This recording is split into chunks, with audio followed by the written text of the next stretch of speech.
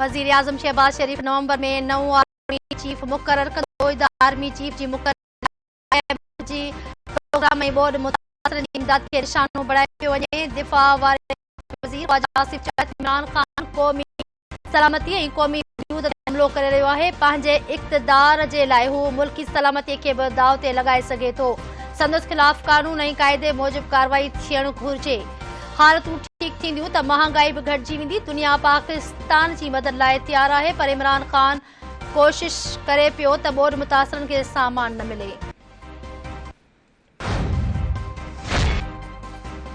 Petrol जे क़ीमतुनि में वाध जो इम्कान ऐलान अॼु कयो वेंदो। ज़रियनि मूजिबि ओगरा जी समरी में पेट्रोल ऐं डीज़ल जी क़ीमतुनि में घटिताई जी का बि तजवीज़ पेश न कई वई। वज़ीर आज़म ऑफिस नाणे वारी वज़ारत खे अॼु ऐलान बाबति आगाही ॾेई छॾी।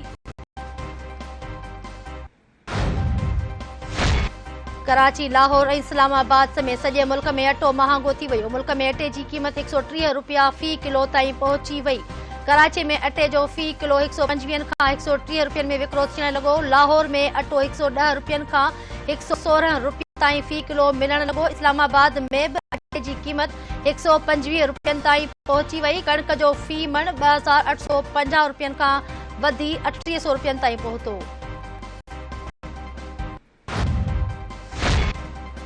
बोर्ड मुतासिर इलाक़नि मां पाणी कढण जूं कोशिशूं जारी आहिनि। डीसीस खे पाणी जी जल्द निकाली जूं हिदायतूं ॾिनियूं आहिनि। अटे जे बहिरान ते जल्द ज़ाब्तो आंदो वेंदो।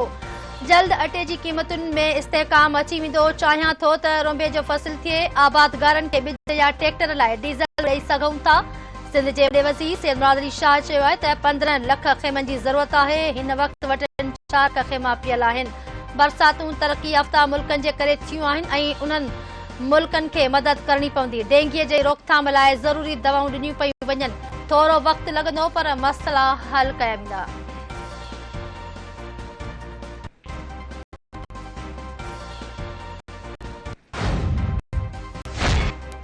मुतासिरनि जी बहालीअ ताईं का बि कैंप बंदि न थींदी। बोर्ड मुतासिरनि जी बहाली हुकूमत जी ज़िम्मेवारी ऐं फ़र्ज़ आहे।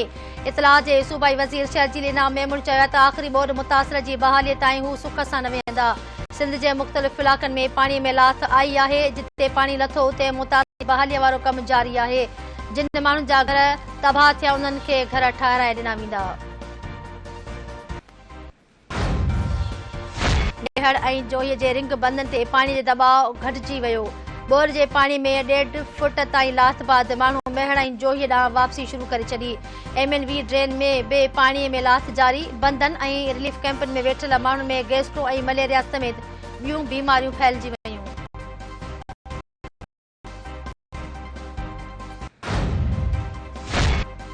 शादी इलाज LBOD खे कट हणण जी हिमायत ऐं मुखालिफ़ में लॻल धरना जारी। 15 कलाकनि खां लॻल धरणो ख़तम न थी सघियो। DC ऐं SSP जूं एहतजाज करण सां ॻाल्हियूं नाकाम थी वयूं। ॿिन्ही धुरनि में छिकताण बरक़रार। कट जे मुखालिफ़ बंदनि ते माण्हू वेठल। धरणे सबबि गुज़िरियल ॾींहं खां ट्रैफ़िक बंदि रहण सबबि माण्हू मुश्किलातुनि जे वर चढ़ी विया। कराची समेत सॼे सिंध में डेंगी जी रांग। बरसातुनि खां पोइ डेंगी वबाई सूरत इख़्तियार करे वरिती। 24 कलाकनि अंदरि 426 नवां केस ज़ाहिर। सिहत खाते मूजिबि डेंगीअ जे मरीज़नि जो अंग 4815 थी वियो। डेंगी सबबि बुख़ार में 6 ॼणनि जी हयाती खसे वरिती। डेंगी जा वधीक केस कराची में ज़ाहिर थिया। 4352 कराची जे मुख़्तलिफ़ इस्पतालनि में जारी आहे।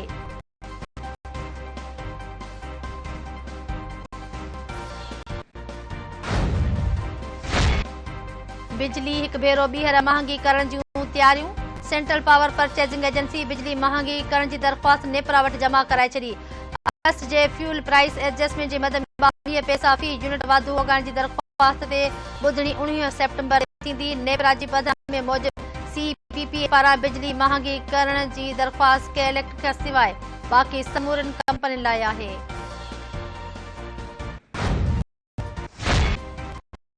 में वज़ीर आज़म समेत सियासी अॻवाननि ख़िलाफ़ दाख़िल 50 खां वधीक रेफरेंसिस वापसि। वज़ीर आज़म शहबाज शरीफ़ संदसि पुट हमज़ा शहबाज, परवेज़ अशरफ ऐं यूसुफ रज़ा गीलानी ख़िलाफ़ दाख़िल 50 करप्शन रेफरेंस एहतिसाब अदालत वापसि करे छॾिया। सलीम मानीवाला ख़ैबर पख्तूनख्वा अॻूणे वॾे वज़ीर सरदार महताब अब्बासी ऐं पीपल्स पार्टी जी सेनेटर रुबीना खालिद खिलाफ दाख़िल रेफरेंस पे वापसी विया। खैबर पख्तूनख्वा जे खैबर वारे इलाके में पाक अफगान सरहद वटि दहशतगर्दनि जे इतला ते CTD जी कार्रवाई। दाइश जा 4 दहशतगर्द मारिजी विया। पुलिस मौज मारिजी वियल दहशतगर्दनि में इकरामुल्ला, मरसला खान, अरशाद ऐं हिकु नामालूम शामिल आहिनि। 3 दहशतगर्द उंदाही जो फ़ाइदो वठंदे अफगान बॉर्डर ॾांहुं फरार थी विया। मारिजी वियल दहशतगर्दनि वटां हथियार हथीका। मारिजी वियलनि जो तालुक़ पाबंदी पियल तंज़ीम दाइश सां आहे। पेशावर में पुलिस वैन ते दस्ती बम सां हमले में 2 पुलिस एहलकार ज़ख़्मी थी पिया।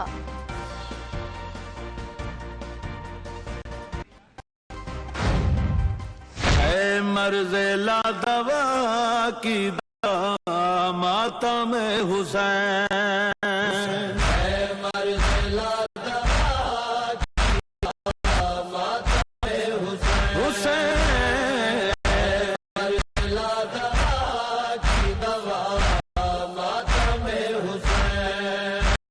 मुश्किल बेहतरीन दुआ मातम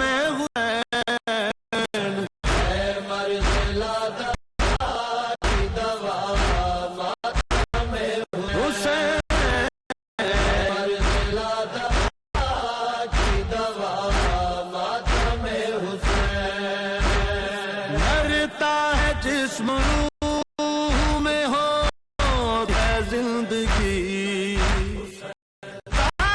देख असल शहीदा से आज तक करते रहे हैं हर जो समा मातम हुसैन।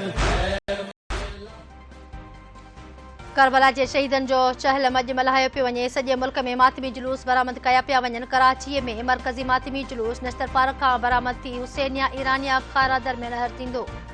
हिफ़ाज़ती इंतज़ाम सख़्त कया विया। वफ़ाक़ी सरकार जी मंज़ूरीअ बाद जुलूसनि जी सिक्योरिटी लाइ फ़ौज मुक़रर। कराची समेत मुख़्तलिफ़ शहरनि में मोटरसाइकिल जी ॿियल सवारी ते पाबंदी हूंदी।